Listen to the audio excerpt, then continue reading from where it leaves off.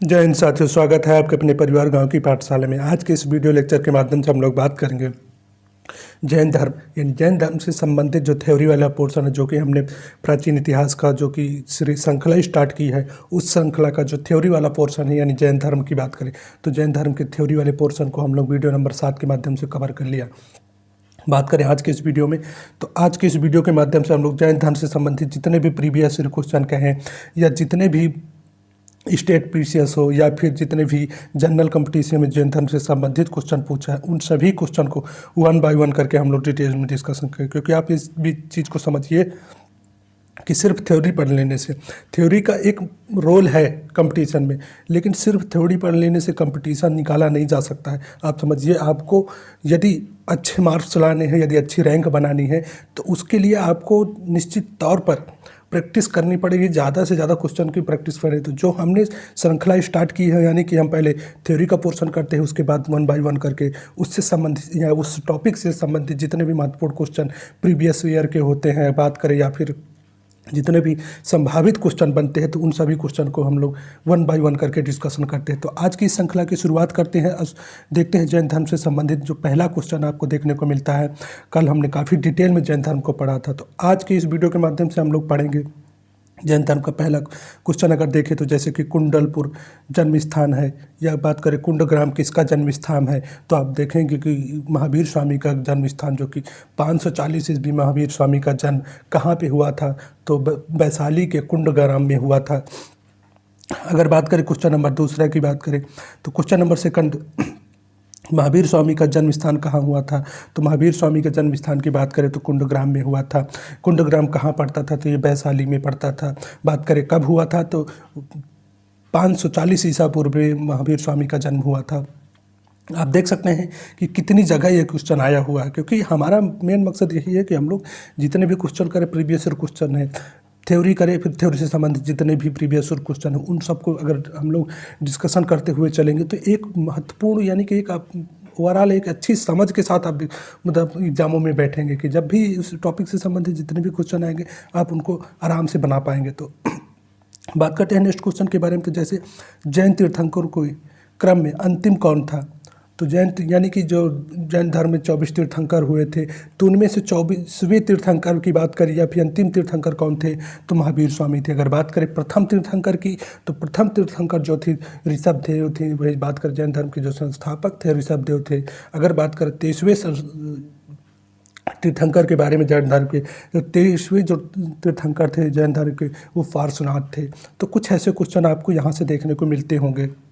आप देख सकते हैं कि ये क्वेश्चन IAS प्री 1993 में आया था। तो जितने भी क्वेश्चन है वो प्रीवियस ईयर किसी न किसी एग्जाम में आए हुए क्वेश्चन है। तो आप एक बार इन क्वेश्चनों को बनाइए, और इन क्वेश्चन को बनाने के बाद किसी भी एग्जाम में बैठिए। थ्योरी का पोर्शन यदि आपने अभी तक नहीं देखा, तो उस थ्योरी का पोर्शन को देख लीजिए, फिर इसके बाद इन क्वेश्चन को बनाइए। तो आप इसके बाद किसी भी एग्जाम में बैठेंगे तो यहाँ से बनने वाले क्वेश्चन आपसे गलत नहीं होंगे। बात करें हम नेक्स्ट क्वेश्चन के बारे में, तो जैसे कि नेक्स्ट क्वेश्चन, निम्नलिखित में से कौन सा एक जैन धर्म तीर्थंकर नहीं था, तो चंद्र प्रभु थे, नेमिनाथ थे, वहीं पर संभवनाथ भी थे। तो नाथ स्वामी, यानी नाथ स्वामी जो कि जैन तीर्थंकर नहीं थे। तो इस प्रश्न का जो सही उत्तर हो जाएगा वो हो जाएगा विकल्प नंबर बी। अगर बात करें नेक्स्ट क्वेश्चन के बारे में, तो महावीर जैन की मृत्यु निम्नलिखित में से किस नगर में हुई थी, तो महावीर जैन की मृत्यु जो हुई थी पावापुरी में हुई थी। बात करें कि नेक्स्ट क्वेश्चन के बारे में, तो क्वेश्चन नंबर 6, जैन धर्म के संस्थापक थे, तो जैन धर्म के संस्थापक जो थे पार्श्वनाथ थे।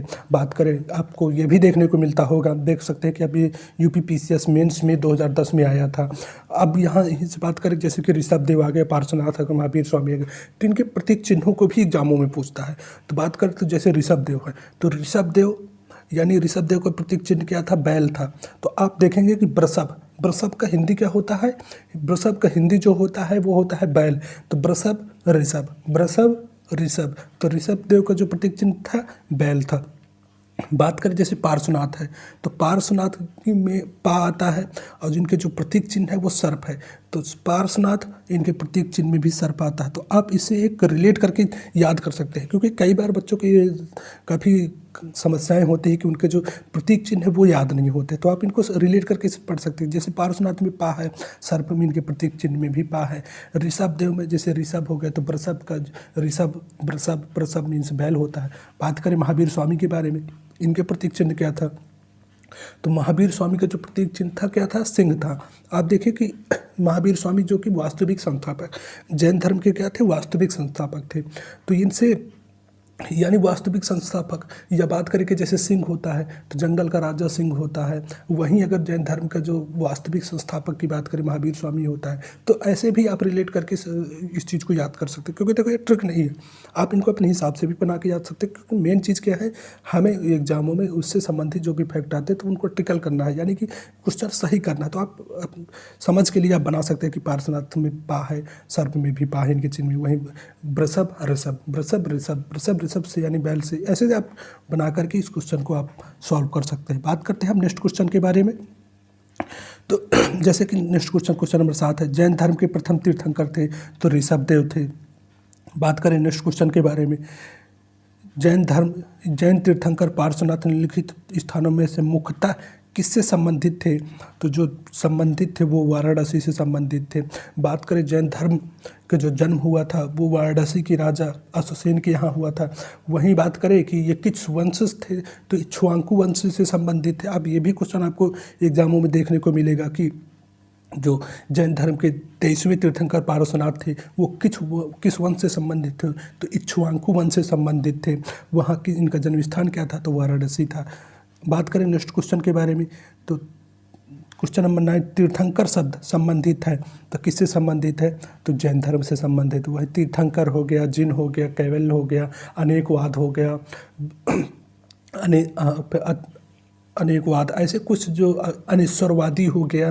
तो वैसे जो कुछ टर्म है, यहाँ भी आपसे क्वेश्चन कई बार पूछता है कि अनेश्वरवादी या जैन धर्म कौन सा था, तो अनेश्वरवादी थे। केवल जीन जैसे शब्द या फिर अनुव्रत सिद्धांत ये किस धर्म से संबंधित है, तो आपको देखने को मिलेंगे कि जैन धर्म से संबंधित है।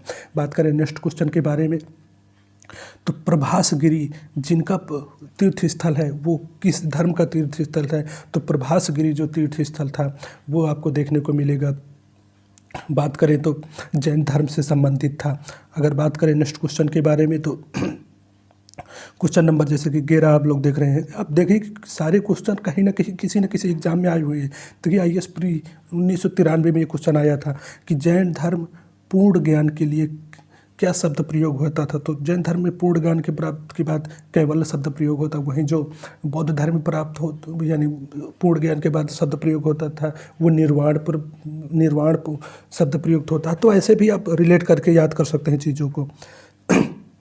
बात करें नेक्स्ट क्वेश्चन के बारे में, तो त्रिरत्न सिद्धांत, सम्यक धारण, सम्यक चरित्र एवं सम्यक ज्ञान किस धर्म से संबंधित है, तो ये जैन धर्म से संबंधित है। यानी कि जो जैन धर्म में 3 रत्न दिए थे, सम्यक ज्ञान, सम्यक आचरण और सम्यक चरित्र, ये 3 जो त्रिरत्न थे तो जैन धर्म से संबंधित। वहीं अगर बौद्ध धर्म के 3 रत्नों की बात करें तो बुद्ध धम्म संघ, ये 3 रत्न जो कि बौद्ध धर्म में दिए गए थे। अगर बात करें नेक्स्ट क्वेश्चन के बारे में, तो नेक्स्ट क्वेश्चन जैसे कि 13 क्वेश्चन है, अणुव्रत का सिद्धांत प्रतिपादन किया था, तो किस धर्म ने अणुव्रत का प्रतिपादन किया था, तो अणुव्रत का सिद्धांत जैन धर्म से संबंधित है। वहीं बात करें स्यादवाद का सिद्धांत, तो स्यादवाद का सिद्धांत भी जैन धर्म से संबंधित है। स्यादवाद का सिद्धांत भी जैन धर्म से आप देख लें कि उत्तराखंड PCS यानी हर जितने भी स्टेट PCS होते हैं उन सभी क्वेश्चनों में यहाँ से, उन सभी के पेपरों में यहाँ से संबंधित काफ़ी क्वेश्चन आपको देखने को मिलते हैं। बात करें क्वेश्चन नंबर 15 के बारे में, तो जैन दर्शन के अनुसार सृष्टि की रचना एवं पालन पोषण किसने हुआ था, तो सार्वभौमिक विधान से हुआ है। तो इस प्रश्न का जो सही उत्तर होगा वो विकल्प नंबर 1 हो जाएगा। बात करें क्वेश्चन नंबर 16 के बारे में, अनेकांतवाद निम्नलिखित में से किस क्रोड सिद्धांत एवं दर्शन है, तो ये जैन मत के अनुसार का दर्शन है। बात करें नेक्स्ट क्वेश्चन के बारे में, तो क्वेश्चन नंबर 17, जैन संप्रदाय में प्रथम विभाजन के समय श्वेतांबर संप्रदाय के संस्थापन कौन थे, यानी जब जैन धर्म श्वेतांबर दिगंबर 2 संप्रदायों में पड़ता है, तो जो श्वेतांबर संप्रदाय के संस्थापक थे वो स्थूलभद्र थे। अगर बात करें दिगंबर संप्रदाय के बारे में, तो दिगंबर जो था भद्रबाहु थे। तो यानी इस प्रश्न का जो सही उत्तर हो जाएगा वो विकल्प नंबर 1, यानी श्वेतांबर संप्रदाय के संस्थापक कौन थे, तो स्थूलभद्र थे। जिस श्वेतांबर जो कि श्वेत वस्त्रों का धारण करते, दिगंबर जो कि बिना वस्त्रों के रहते थे या नग्न अवस्था में रहते थे।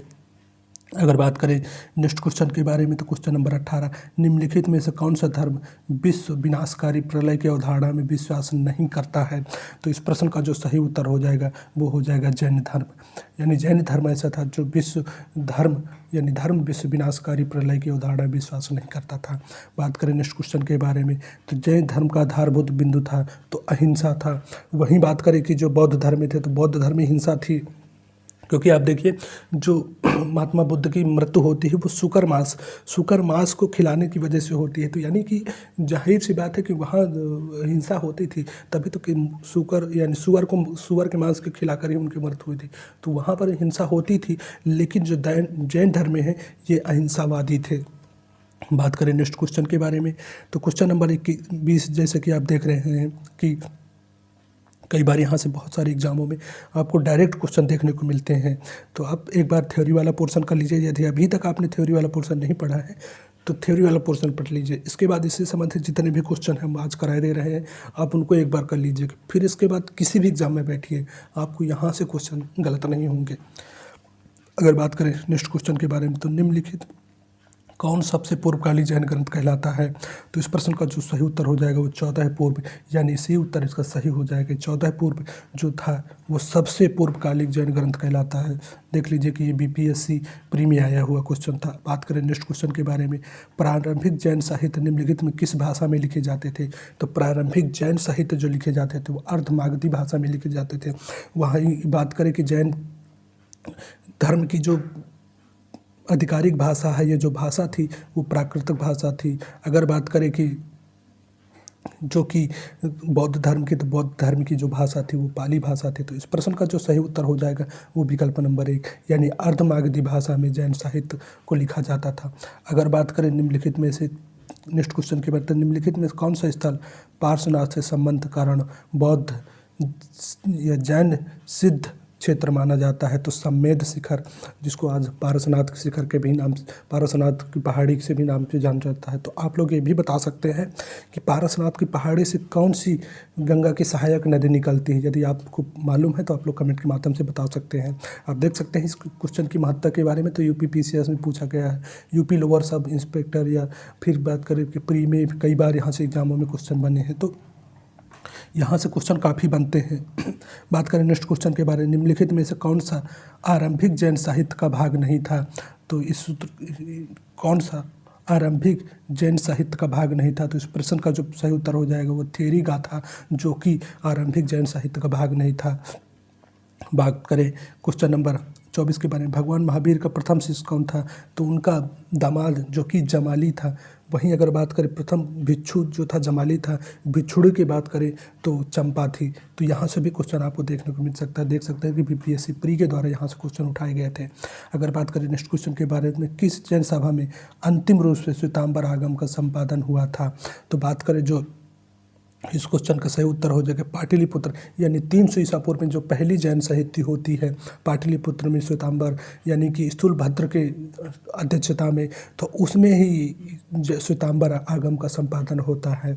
अगर बात करें नेक्स्ट क्वेश्चन के बारे में, आप देख सकते हैं कि यहाँ से यूपीपीसीएस मेंस 2000 में पूछा गया था। बात करें नेक्स्ट क्वेश्चन के बारे में तो 26 निम्नलिखित कथनों पर विचार कीजिए। वर्धमान महावीर की माता लिच्छवी के मुख्य चेटक की पुत्री थी, या फिर बात करें गौतम बुद्ध की माता को कोली राजवंश की राजकुमारी थी, ठीक है। इसकी बात करें 23वें तीर्थंकर पार्श्वनाथ बनारस से थे। तो इस प्रश्न का कौन सा सही हो जाएगा? तो अगर बात करें जो कि गौतम बुद्ध की माता कोली वंश की थी, ये सही है। अगर बात करें तो जैन धर्म के 23वें तीर्थंकर थे पार्श्वनाथ थे बनारस से संबंधित, ये भी सही है। तो इस प्रश्न का जो सही उत्तर हो जाएगा विकल्प नंबर सी, यानी कि 2 और 3 सही है। आप देख सकते हैं कि ये क्वेश्चन जो कि आईएएस प्री 2003 में आया हुआ क्वेश्चन था।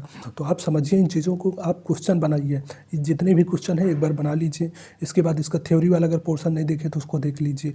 इसके बाद आप किसी भी एग्जाम में बैठिए तो जैन धर्म से संबंधित जितने भी क्वेश्चन हैं आपको एकदम क्लियर होंगे और यहाँ से होने वाली जो एग्जामों में गलती है वो नहीं होगी। बात करें अब नेक्स्ट क्वेश्चन के बारे में। तो महावीर का प्रथम अनुयायी कौन था? तो जमाली था। अगर बात करें प्रथम भिक्षुणी कौन थी? तो चंपा थी। बात करें नेक्स्ट क्वेश्चन के बारे में, तो नेक्स्ट क्वेश्चन जैसे कि आप देख रहे हैं क्वेश्चन नंबर 28, प्राचीन जैन धर्म के संबंध में निम्नलिखित कथनों में से कौन सा एक सही है? तो सही है। तो इस प्रश्न का जो सही उत्तर हो जाएगा वो आपको देखने को मिलेगा कि प्रथम शताब्दी में जैन धर्म को कलिंग के राजा खारवेल का समर्थन मिला था। यानी प्रथम शताब्दी में ईसा पूर्व में जैन धर्म को कलिंग के राजा खारवेल का समर्थन मिला था। तो इस प्रश्न का जो सही उत्तर हो जाएगा विकल्प नंबर सी। अगर बात करें क्वेश्चन नंबर नेक्स्ट के बारे में, तो क्वेश्चन नंबर जो कि आपको देखने को मिलता है 29 नंबर क्वेश्चन, निम्नलिखित में से कौन सा जैन सिद्धांत के अनुरूप है?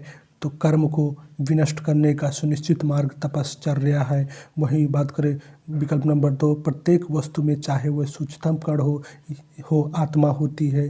कर्म आत्मा का विनाशक है और इसका अंत करना चाहिए।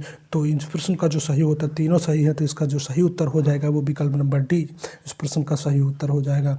बात करें कि कहाँ आया था, तो IAS परीक्षा 2013 में यहाँ से क्वेश्चन बना था, आप देख सकते हैं। बात करें समाधि मरण किस दर्शन से संबंधित है? तो समाधि मरण जैन दर्शन से संबंधित है। अगर बात करें क्वेश्चन नंबर नेक्स्ट के बारे में, तो निम्नलिखित कथनों पर विचार कीजिए। दक्षिण भारत में इक्ष्वाकु शासक बौद्ध मत के विरोधात्मक थे। पूर्वी भारत में पाल शासक बौद्ध मत के समर्थक थे। तो इस प्रश्न का जो सही उत्तर हो जाएगा वो सही उत्तर क्या होगा? यानी कि इसका सही उत्तर हो जाएगा विकल्प नंबर बी, जो कि केवल 2 सही है। आप लोग देख सकते हैं कि विकल्प नंबर बी इस प्रश्न का सही उत्तर हो जाएगा। यानी पूर्वी भारत में पाल शासक बौद्ध मत के समर्थक थे। बात करें नेक्स्ट क्वेश्चन के बारे में, तो श्रवणबेलगोला गोमतेश्वर में विशाल प्रतिमा किसने स्थापित की थी? तो चामुंडराय ने स्थापित की थी। अगर बात करें वहीं क्वेश्चन नंबर नेक्स्ट के बारे में, क्वेश्चन नंबर 33, आजीवक संप्रदाय के संस्थापक कौन थे? तो मक्खिली गोसाल जो थे आजीवक संप्रदाय के संस्थापक थे। बात करें क्वेश्चन नंबर नेक्स्ट के बारे में, तो क्वेश्चन नंबर जो कि 34 है, आप देख सकते हैं कि कितने सारे एग्जामों में यहाँ से क्वेश्चन आपको देखने को मिलते हैं। तो आप एक बार इन सारे क्वेश्चनों को बना लीजिए और इसके बाद किसी भी एग्जाम में बैठेंगे यहाँ से संबंधित आपसे क्वेश्चन गलत नहीं होंगे। क्वेश्चन नंबर 34, निम्नलिखित में से किसने प्रतिपादित किया कि भाग्य ही सब कुछ है निर्धारित करता है, मनुष्य असमर्थ होता है? तो इस प्रश्न का जो सही उत्तर हो जाएगा वो हो जाएगा जैनिनियों ने कहा था कि भाग्य ही सब कुछ हो निर्धारित करता है, मनुष्य असमर्थ होता है। आप देख सकते हैं कि UPPCS प्री 2006 में यहाँ से क्वेश्चन उठा था। बात करें क्वेश्चन नंबर 35 के बारे में, निम्नलिखित में से कौन सा एक कथन सही नहीं है? आपको देखना है कि कौन सा कथन सही नहीं है। तो इस प्रश्न का श्रवणबेलगोला स्थित गोमतेश्वर प्रतिमा जैनियों के अंतिम तीर्थंकर को दर्शाती है। बिल्कुल गलत क्वेश्चन है, क्योंकि ये अंतिम तीर्थंकर को नहीं दर्शाती है। भारत का सबसे बड़ा बौद्ध मठ अगर बात करें आगे, तो भारत का सबसे बड़ा मठ अरुणाचल प्रदेश में स्थित है। बिल्कुल सही है। खजुराहो में मंदिर चंदेल शासकों द्वारा बनाया गया था, ये भी सही है। होयसल मंदिर शिव मंदिर को समर्पित है, ये भी सही है। तो बात करें कि इसका जो सही उत्तर है, यानी नहीं ये निगेटिव पूछा है, तो इस प्रश्न का जो सही उत्तर हो जाएगा विकल्प नंबर ए, श्रवणबेलगोला स्थित गोमतेश्वर प्रतिमा की जैनियों के तीर्थंकरों के द्वारा बना दर्शाती है, यही इसका सही उत्तर हो जाएगा। अगर बात करें क्वेश्चन नंबर नेक्स्ट के बारे में, तो क्वेश्चन नंबर 36, संप्रदाय जो नियत की अटलता से विश्वास करता है, यानी जो संप्रदाय नियत की अटलता में विश्वास करता है वो कौन था? तो वह आजीवक संप्रदाय थे।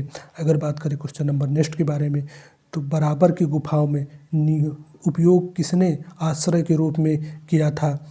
तो बराबर की गुफाओं में जो आश्रय के रूप में किया था वो आजीवकों ने किया था। वहीं बात करें जैन धर्म के निवासियों जैन भिक्षुओं के निवासी स्थान को क्या कहा जाता था? तो जैन भिक्षुओं के निवासी स्थान को वसदे कहा जा सकता है। यहाँ से भी क्वेश्चन आपको एग्जामों में देखने को मिलता है। बात करें नेक्स्ट के बारे में, तो नेक्स्ट क्वेश्चन जो कि उत्तर प्रदेश में बौद्ध एवं जैनियों की प्रसिद्ध तीर्थस्थली है, यहाँ से कई बार आप देख सकते हैं कई एग्जाम में यहाँ से क्वेश्चन पूछा था। तो इस प्रश्न का जो सही उत्तर हो जाएगा कौसा बी, जो कि बौद्ध एवं जैनियों की प्रसिद्ध तीर्थस्थली थी। अगर बात करें वहीं क्वेश्चन नंबर नेक्स्ट के बारे में, तो क्वेश्चन नंबर 39, महान धार्मिक घटना मस्तिकाभिषेक निम्नलिखित में से किससे संबंधित है और किसके लिए की जाती है, तो इस प्रश्न का जो सही उत्तर हो जाएगा वो हो जाएगा बाहुबली से संबंधित है। तो आई होप कि यहाँ से संबंधित जितने भी क्वेश्चन हैं, प्रीवियस क्वेश्चन, हमने उनको सबको 1 बाय 1 करके देखा।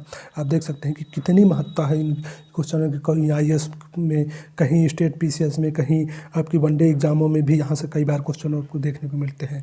तो एक बार आप लोग थ्योरी वाला पोर्शन करिए, उसके बाद इस क्वेश्चन को, पूरे क्वेश्चन को बना लीजिए। इन दोनों को 1 से 2 बार आप वीडियो को देख लीजिएगा, इससे कि यहाँ से जो भी क्वेश्चन आपको एग्जामों में मिलते हैं तो आपसे गलती नहीं होती है। तो आई होप कि ये वीडियो आपको पसंद आया हो। यदि वीडियो आपको पसंद आए तो वीडियो को लाइक कीजिएगा, एक प्यारा सा कमेंट कीजिएगा, साथ ही साथ आप कमेंट के माध्यम से बताइएगा कि जैन धर्म के जो 22वें तीर्थंकर थे तो उनका जो प्रतीक चिन्ह क्या था, आप लोग कमेंट के माध्यम से बताइए था। हालांकि ये हमने जो थ्योरी वाला पोर्शन किया था, इतना ट्रिक के माध्यम से सभी तीर्थंकरों का हमने ट्रिक के माध्यम से डिटेल में डिस्कशन कर दिया था कि किसका कौन सा प्रतीक चिन्ह। आप देखते होंगे कि कई बार एग्जामों में प्रतीक चिन्हों से संबंधित कई बार क्वेश्चन आपको देखने को मिलते होंगे। तो आप लोग बताइएगा कि जो जैन धर्म के 22वें तीर्थंकर, 22वें तीर्थंकर थे तो उनका प्रतीक चिन्ह क्या था। तो आई होप कि ये वीडियो आपको पसंद आया हो। यदि वीडियो पसंद आया हो तो वीडियो को लाइक कीजिएगा, एक प्यारा सा कमेंट कीजिएगा। तो आज की वीडियो में फिलहाल इतना ही, मिलते हैं नेक्स्ट वीडियो में कुछ नई जानकारी के साथ। तब तक के लिए जय हिंद, जय भारत।